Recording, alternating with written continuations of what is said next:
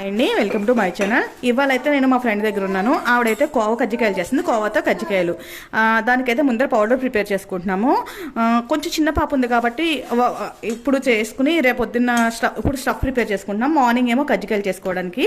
అందులోకి ఫుల్ వర్షం వస్తుంది మాకు. అయితే ఒక బాండి పెట్టుకున్నాము. అందులో నెయ్యి వేసుకున్నామండి. 2 to 3 టేబుల్ స్పూన్స్ నెయ్యి వేసుకున్నాను.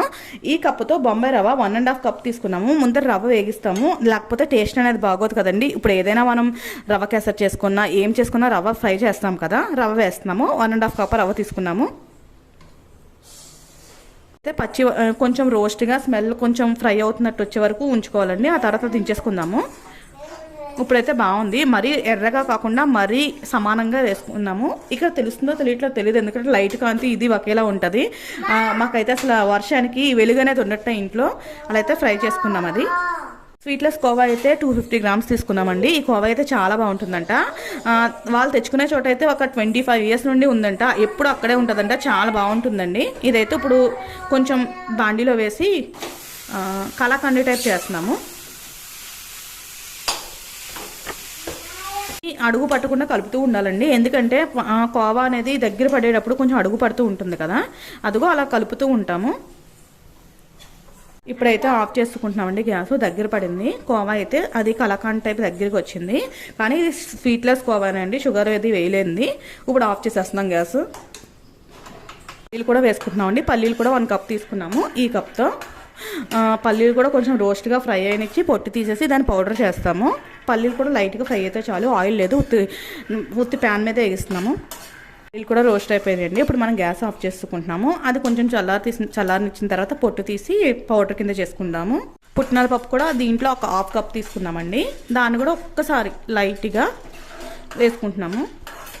డ్రై ఫ్రూట్స్ కూడా అన్నీ కొంచెం చిన్నగా పీసెస్ తీసుకున్నాయి. ఒక్కసారి టోస్ట్ చేస్తాము, ఎక్కువసేపు కాదు. అది కూడా స్మెల్ టేస్ట్ బాగుండటం కోసం లైట్గా ఫ్రై చేస్తున్నాము. దాన్ని కూడా పౌడర్ కింద చేసుకుంటాము. కూడా తీసేసుకోవచ్చండి. ఫ్రై అయిపోయినాయి. మొత్తం అన్నీ కలిపి ఇప్పుడు పౌడర్ చేసుకుందాము. అయితే కొంచెం నువ్వులు ఫ్రై చేస్తున్నామండి. అది కొంచెం వాటర్ వేసాం, అంటే 1 స్పూన్ అలాగా. ఎందుకంటే కొంచెం ఆయిల్ కంటెంట్ అనేది బయటకు వస్తుంది, ఫ్రై అనేది బాగా అవుతుందండి. కొంచెం అది కూడా ఒక 1/2 కప్పే వేసాం నువ్వులు కూడా. ఫ్రై అయ్యండి. ఇప్పుడు గ్యాస్ ఆఫ్ చేసుకుందాము.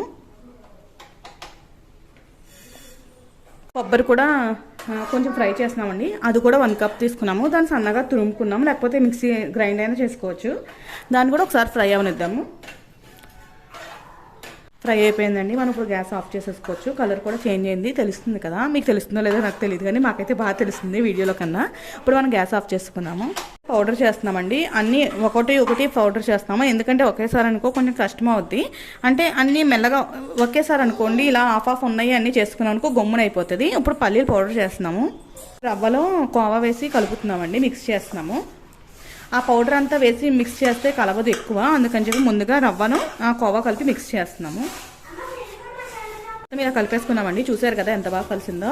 ఇప్పుడు ఇందులో పౌడర్ మొత్తం వేస్తాము. పౌడర్ అయితే మొత్తం అన్ని పౌడర్స్ కింద వేసామండి. ఇప్పుడు దీన్ని మొత్తం మిక్స్ చేసుకుందాము, బాగా కలుపుకుంటామే. చూసారు కదా అన్నీ పుట్నాల పప్పు, పల్లీలు, డ్రై ఫ్రూట్స్, ఎండు కొబ్బరి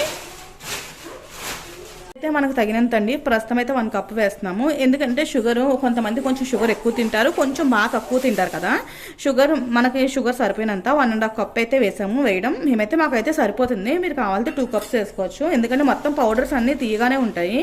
కోవా వేస్తున్నాం కదా, స్వీట్లెస్ కోవా వేయడం వల్ల షుగర్ తక్కువే పడుతుంది. ఇప్పుడు ఇదంతా కలిపి పౌడర్ కలుపుకుంటాము, మిక్స్ చేసుకుంటాము.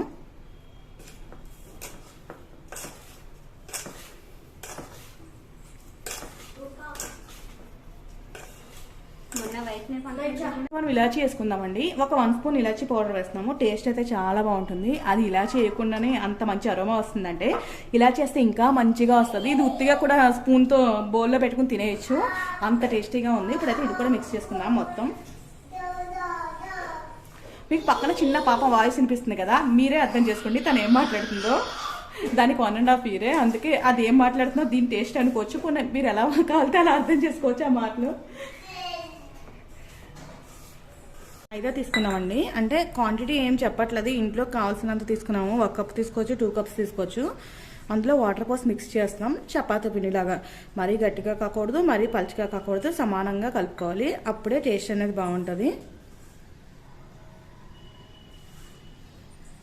అయితే పిండి అయితే మొత్తం మిక్స్ చేస్తామండి. చూసారు కదా ఎంత సాఫ్ట్గా ఉందో. మరీ సాఫ్ట్గా కాదు, మరీ హార్డ్గా కాదు. ఇలా సమానంగా ఉంటే కనుక బాగా వస్తుంది. ఇదైతే కలపడం అయిపోయింది. ఇది పక్కన పెట్టేసుకుందాం. అయితే చిన్న చిన్న బాల్స్ లా చేసేసుకున్నామండి. అదిగోండి ఒక చిన్న పాప చేయేస్తుంది, దానివల్ల గమ్మున అయిపోతున్నాయి. ఇప్పుడైతే మనం చేసేసుకోవచ్చు. మాకైతే కజ్జికాయల మేకర్ ఉంది.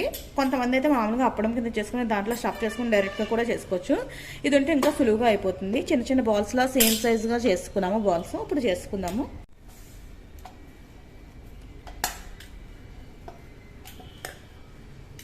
మరీ పలుచగా కాకుండా మరీ దలసరిగా కాకుండా మీడియం సైజులో ఒత్తుకోవాలి. ఇప్పుడైతే దాంట్లో పెట్టుకున్నామండి. ఇప్పుడు స్టఫ్ చేసుకుంటాము. ఏదైతే ముందుగా ప్రిపేర్ చేసుకున్నామో అది.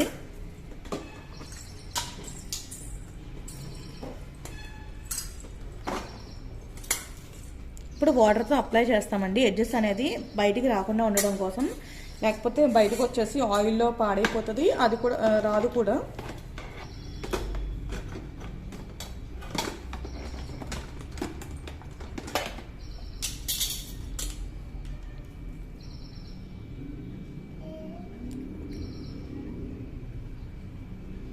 అంతేనండి. కాలితో ఎడ్జెస్ ఏమన్నా ఉంటే దాని తర్వాత మనం నైఫ్తో కానీ ఏదైనా కట్టర్తో కానీ తీసుకుంటాము.